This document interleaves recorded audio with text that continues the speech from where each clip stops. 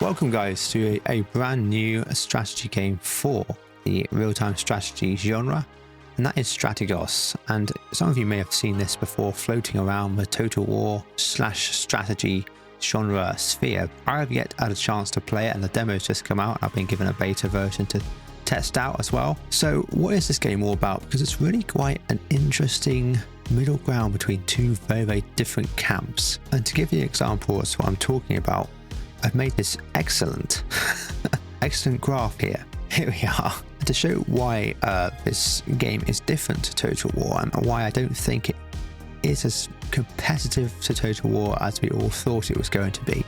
I just want to show you a little bit of a demonstration from this graph here. It is a simulation and an arcade graph. So the further this way to the right, that's the more arcadey game, and the further up or north, that's how much more of a simulation is. Now, what's an arcade game? Well, it's a game which tries to put you in an experience, but it's not necessarily historically accurate. And the simulation is as historically accurate as possible, minimalizing as much arcadiness as possible. So those are the arcade and simulation in their purest form. Let's have a look then. So we've got Total War 3 Kingdoms here. To me, this is definitely more of an arcade. In fact, the only reason it's not further this way is because its campaign diplomacy mechanics are actually quite good. So we're going to put it here, but the battle's very much an arcadey feel. You can pretty much win an entire battle with just your general units. So let's choose another one. Medieval 2, massive game. Where does this one go? It's got some arcadiness because it's obviously an older game. It's not going to be completely historically accurate, but I'm going to put this one about in the middle here. I don't think it's very arcadey. I don't think it's very much of a simulation either. It's sort of in the middle ground. It's not one of either. Let's move on. Rome 2. I think you all know where I'm going to put this. Yeah. It's moving further away from a simulation every time. Simulation is very much as how it would have been. And Rome 2 kind of takes the original Total War style and implements its own style on top of it. We have the expanding cities, the battles are extremely fast, the campaign feels really clunky and there's no political system really. Let's move on to the final two. We've got Medieval, the original Medieval Total War. I'm surprised if many of you have played this. I was my first ever Total War game, and this one, as you can probably tell, is going to be up here in simulation. It's still got some arcadiness, but simulation is going to be its main key. Might overlap slightly with Medieval 2 here. And why is that? Well, Medieval, it's very much a game which was designed from the ground up to be a simulation rather than an arcadey game, but it has elements of arcadiness. So whereas before in many games you would have had the ability to do turns in a battle, right?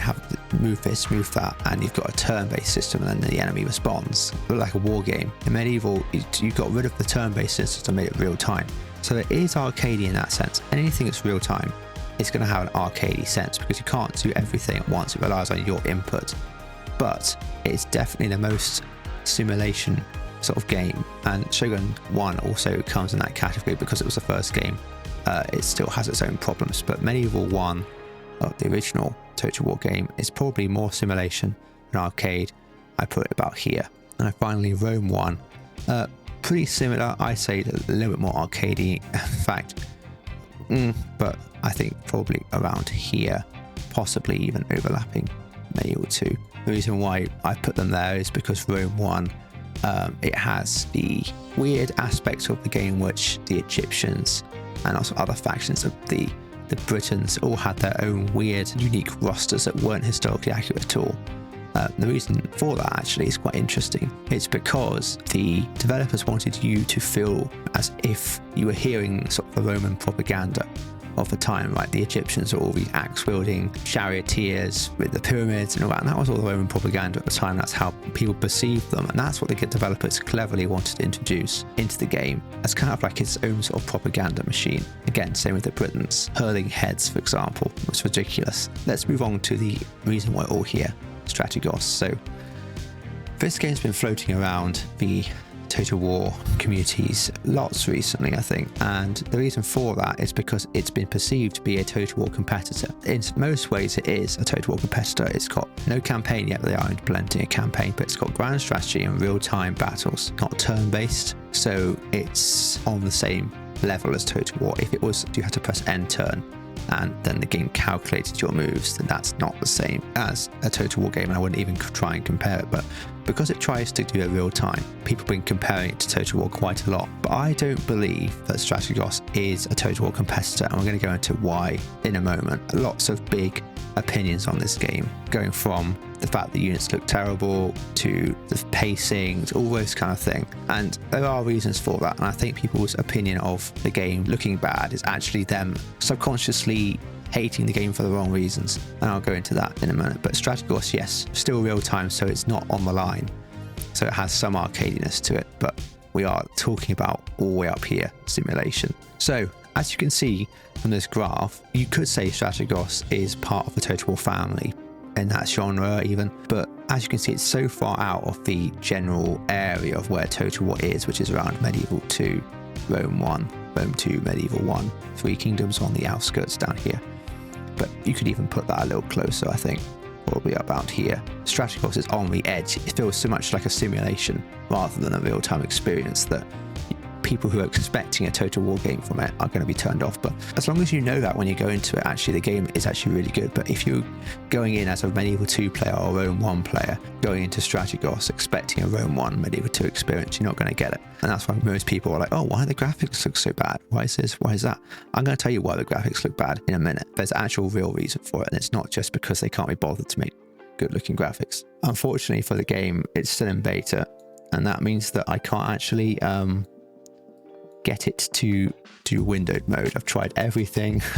I'm on a widescreen monitor, and for some reason I can't get it to, even though I've selected window mode so many times, it doesn't seem to ever go into windowed mode. So that's a good point for the developers there. So I can't make it 16:9, but you're going to be able to see most things, and I'll crop it a little bit so you guys can see. So Strategos, is this a Total War competitor, or is it just another game? Well, I played the tutorials. I haven't played a historical battle yet. I played the tutorials. You get into it pretty easily. It's still very, very clunky, this game. It's still in beta, so everything doesn't look as smart and presentable as a Total War game. It's not all polished yet, so some of the menus are massive and they're really overbearing, but if you move past that, it can be quite good. Let's have a look at the historical battle simulator. Now, I am going to test Rome in a minute in a specific way, but I'm going to play the latest faction they've added, which is the Macedonians, mostly because it has some interesting units that I don't think I've seen out there yet. So we'll go for grassy flatland, because why not? You do have a couple of units you can select that are different. Instead of having these regular spear infantry, I'm actually going to choose these Thracians with 144. I'm sorry, it's basically a two-handed Falx weapon that should carve through light infantry, and heavy infantry on the flanks. So I'm going to choose that, and we have lots of these nice pike units. I'm going to swap that javelin unit out for a 2 Cretan archers, just I don't know why that's a worse choice. We have these silver shield pike units as well. Greek light cavalry are really good for chasing with their archers. Could have some heavy cavalry, but I think we're going to stick with the heavy spears. Let's just jump straight into a battle so I can kind of show you why this is definitely a different situation to Total War. The UI is really that's not gone well. I'm going to turn that off because it's just so annoying. After we started the battle, that's really not good. There is no UI scaler actually. Another thing which would be great to implement, it does say is a UI scaler. That doesn't do anything to my UI down here. So it only does UI on the battlefield, which is really annoying. So this looks relatively Total War-like, except it's very, very, very dumbed down graphically. And the reason I'm pointing that out is because a lot of people have been comparing this to Total War and its high fidelity graphics. This is a very, very weird map as well. There's no edges to it. Interesting. Everyone looks a little bit washed, if you know what I mean. Oh gosh, the graphic UI. There we go. We're going to come to the camera in a minute as well. The camera is not good, but as you can see, everyone looks very, very. There's no texture, and the horses, by the way. That personally, I think that needs to change. I don't think this is also sort of a beta video for the developers as well. I've been given a beta access keys, in my opinion. It's not because I'm being mean. It's because this is literally what I've been asked to do. Horses look weird. They need to change. I don't think they look particularly lifelike. It looks really small compared to the man. That needs to change. Let's just switch this UI back on for a second. Oh dear. Can I switch on unit flags and not UI? That's going to be very annoying to play with. Oh, there we go, I can. Perfect. The deployment above units actually is really, really cool. In Total War, you right click and drag a unit like this to drag them out and select their formation. But in this game, there's only one formation that's already been selected for you. That's like a box like that. It does give you a bit less variety in the game, but what it does stop is people dragging out units so far, creating sort of spaghetti lines. If you right click and drag, keep moving your mouse, it actually separates them, which is really cool because you can do stuff like this. And if you select your other infantry, so if we had our goes like this, you can kind of position them in between the other units like that. It works better when I have the same number of units in each line. Use anti-cav. Gosh, you can see the menu's not great.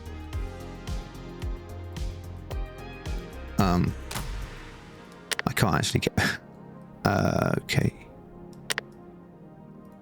I can't get the menu off the screen. So as I said, the UI isn't quite done yet.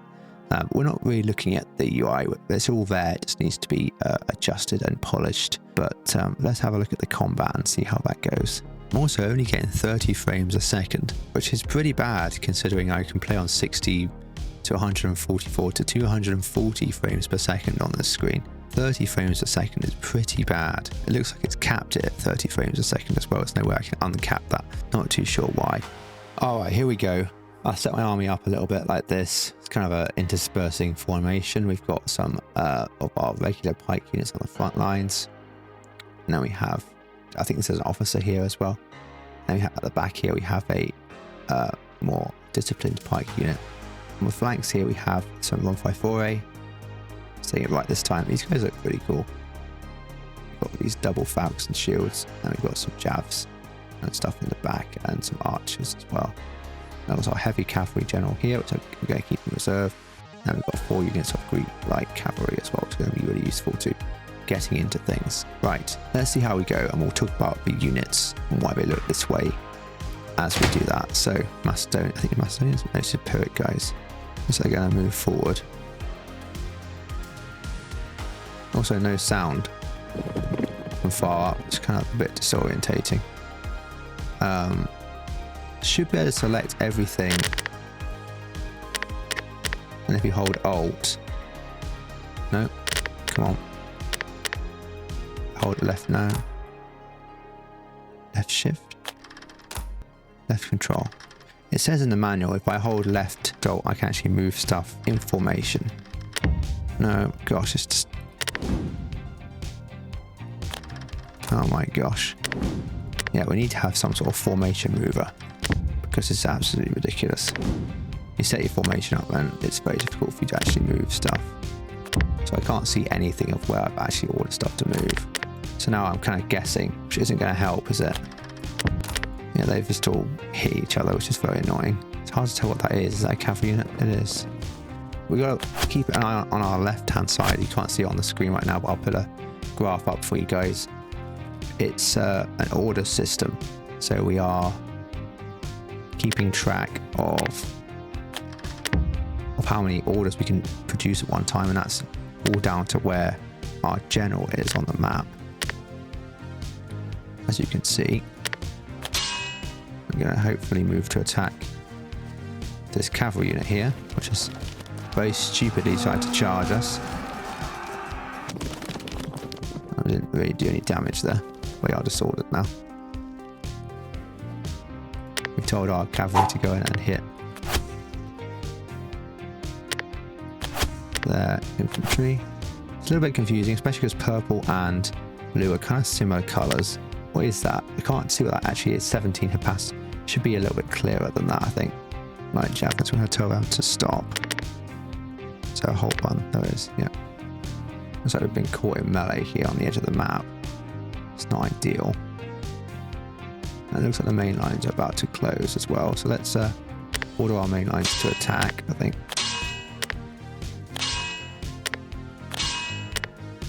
We'll kind of keep our central gap open here. We've got a unit that's routed over here, understandably, by a much heavier cavalry unit. You're basically having to spend most of your time up in the air. Sounds are a little weird, I can't hear anything. I don't know why that is. Taking a lot of damage as we push forward here. These guys firing. I don't know why they're not firing. I'm going to charge down these Greek armored cavalry here with our Hypaspis cavalry. And there is some sort of like close range charge you can look at. It does look kind of cool in some ways. In other ways it doesn't, unfortunately. We are moving into these positions now. And what I'm hoping is my 154A are going to move around the flank and start hitting their infantry. Okay, we've got a cavalry engagement going on the left. Green archers need to move up here. We've got a cavalry charge into our... That's really weird. That really shouldn't have happened. A cavalry charge just broke some infantry. That's not a good look, to be honest, for the game.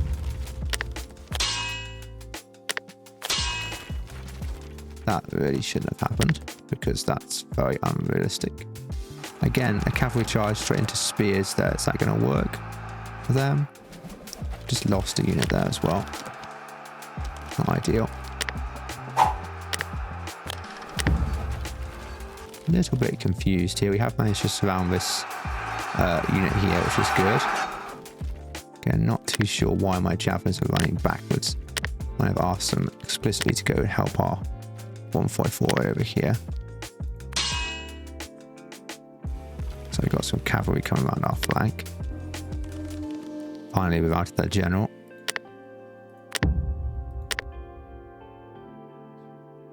Looks like we're going to win.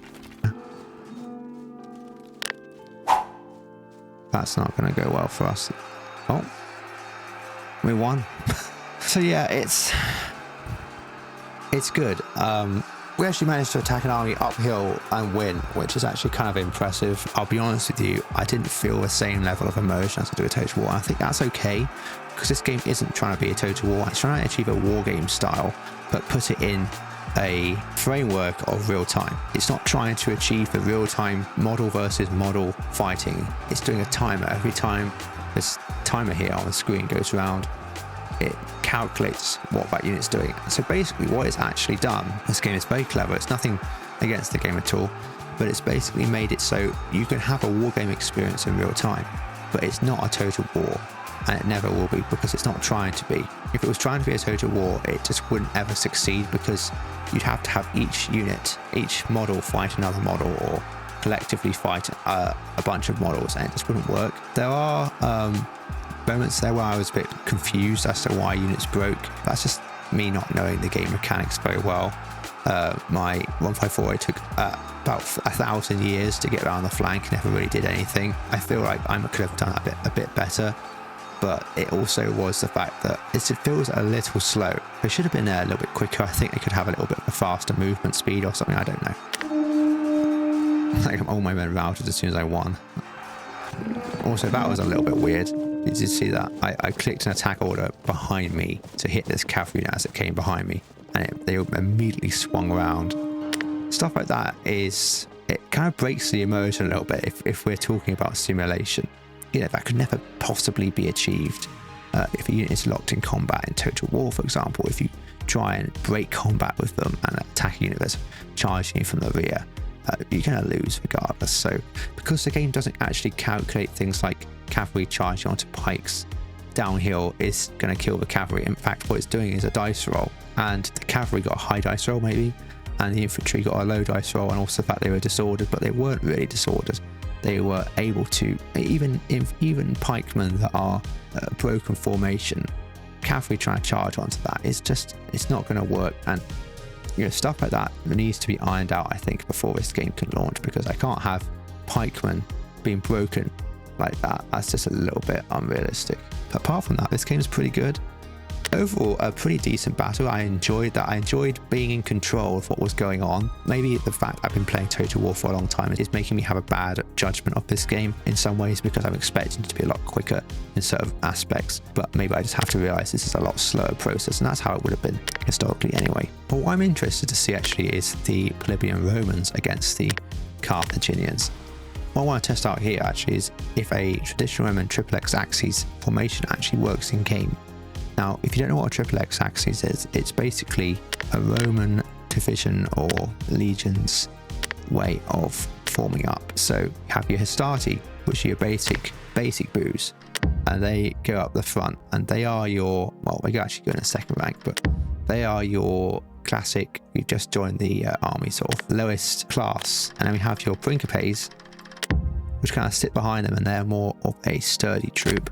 They're heavier infantry with better armor, and you have your Triarii that sit behind them, the third rank, and they are your older veterans basically. And the way the triple axis works is that units can intersperse quite easily. So if a unit here is struggling, it will pull back and allow the Principes to come in. If it gets flanked here, I can flank them.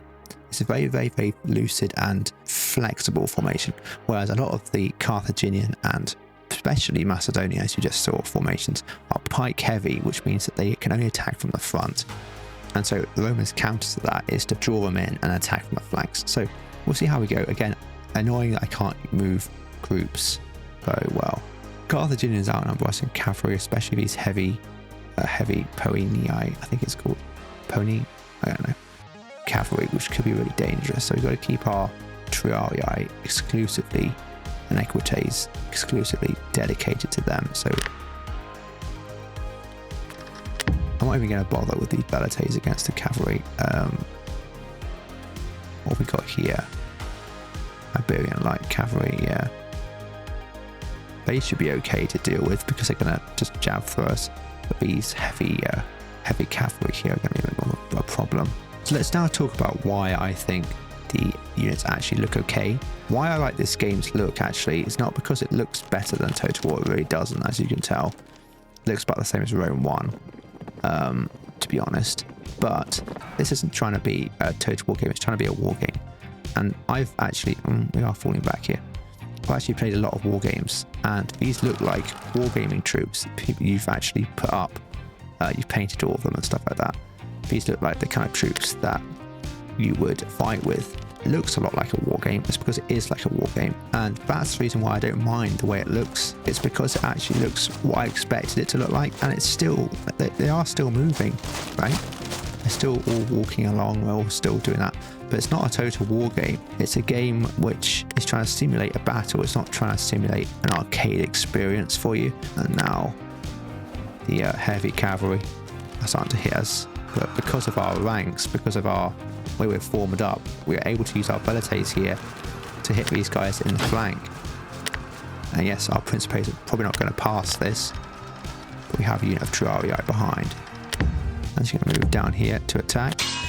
We're going to try and keep a relatively good formation here as much as possible. I'm going to go and push back a little here. Might try and move our Equites around this side. Give ourselves a little bit of more of a... I'm going to tell these guys to fall back.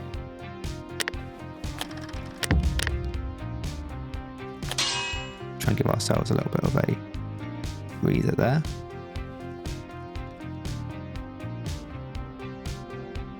These guys need to pull around this way. Telling these guys to fall back. That way we can bring our Triarii in. We're going to now tell his Principes here to attack the flank of this unit here. Getting absolutely roasted by our Velites, even though it's outflanking us over here.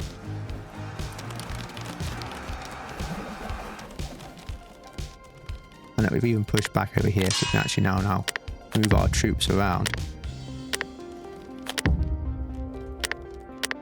For our Velites to actually move to attack that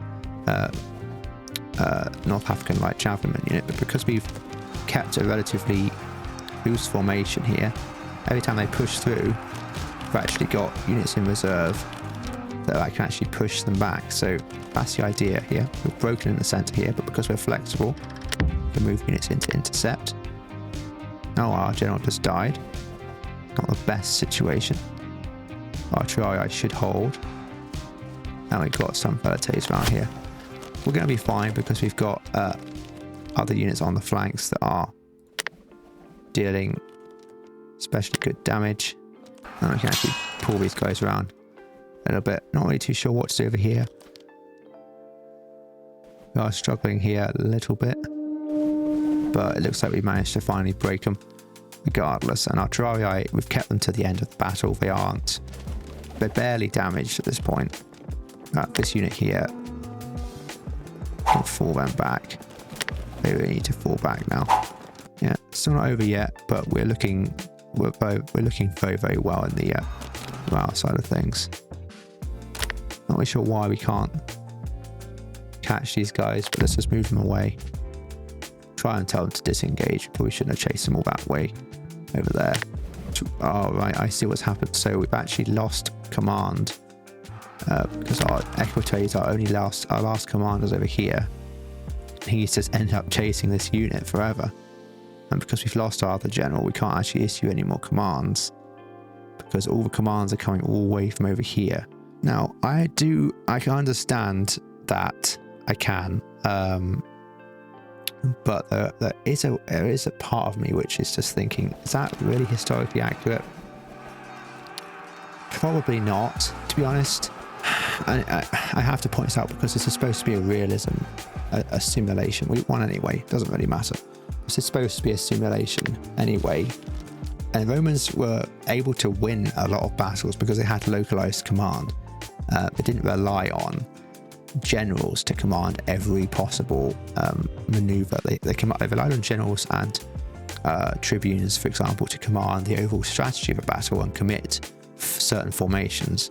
But they relied on centurions to be the ones that would issue orders on the front line. Like, so for example, this unit here that was getting beat back here, I wouldn't have to order this unit to charge if this was an actual battle, because it would just do it anyway, because the centurion would be like, well, we're in position now, our boys are getting beaten back here, and we need to actually hit them in the back. And sometimes this game, because of the order system, which I like, it doesn't really do it very well, and so we end up having units just doing nothing when they really could be doing something.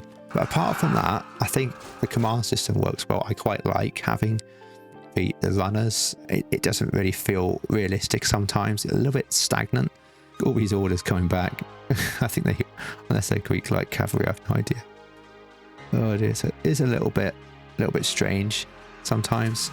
I think Terrarii definitely should have a localized command in the absence of generals, 100%. I can see what they're trying to do here. That's what I'm trying to say. I can see what they're trying to do. Did we manage to win this successfully? Absolutely we did. But mainly because we kept our formation relatively well until the end, when we kind of split out just to kill these routing units. If we keep formation in this game, it allows us to give more orders. It allows us to be more flexible.